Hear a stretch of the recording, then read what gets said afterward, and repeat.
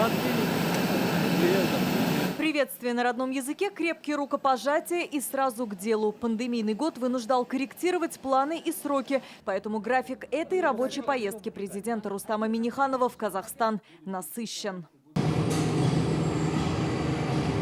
Вот так, с закладки капсулы в городе Сарань начинают строительство совместного предприятия Татнефти и Аллюра. Уже через год здесь планируют выпускать 3 миллиона легковых и 500 тысяч цельнометаллокорных шин. Инвестиции в проект составят почти 300 миллионов долларов. К 2025 году на производстве будут работать 1100 человек. Уже сейчас многие из них проходят стажировку в Нижнекамске на площадке шинного завода. Всего за 2 года в Нижнекамск планируем привести порядка 500 человек для прохождения производственной практики, получения необходимого опыта и компетенций для эффективного выпуска качественной продукции у себя на родине. 60% продукции будут поставлять на внутренний рынок Казахстана, остальное на экспорт. Президент нашей республики отметил, Казахстан – один из ведущих зарубежных партнеров Татарстана. Я уверен, что это вот хорошее начало и, конечно же, это шинная безопасность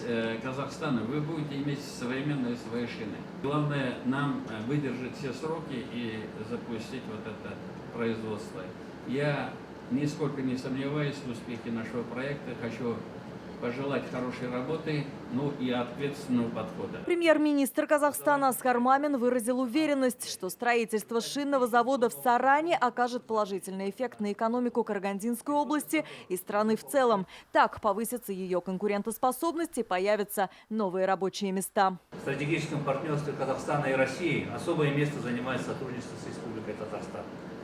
Отдельную благодарность хотел бы выразить вам лично, Рустам Нургалиевич, за неизменную личную поддержку нашего взаимодействия. Мы нацелены на дальнейшее расширение промышленной кооперации. Президент Рустам Минниханов отмечает, сегодня Казахстан обладает ценнейшим нефтехимическим сырьем для производства каучука. Так, Татнефть совместно с казахстанскими партнерами планирует производить его в Казахстане. Еще один завод построят до 2025 года. Здесь будут работать 400 человек. Кроме того, был подписан меморандум о намерениях по строительству на территории Казахстана завода по производству битума. Его мощность – 300 тысяч тонн в год. Внешнеторговый оборот Татарстана с Казахстаном за непандемийный 2019 год составил 552 миллиона долларов. Если Татарстан поставляет в соседнюю республику нефтепродукты, каучук, пластмассу, изделия из черных металлов, дерево, то нам импортируют медь и изделия из нее, минеральное топливо, мясо и кондитерские изделия. С этого дня сфер для сотрудничества стало больше. Алия Хайрудинова, Марат Саидгараев, ТНВ, Казахстан. Закажи рекламу на ТНВ. Телефон в Казани 5 705 100.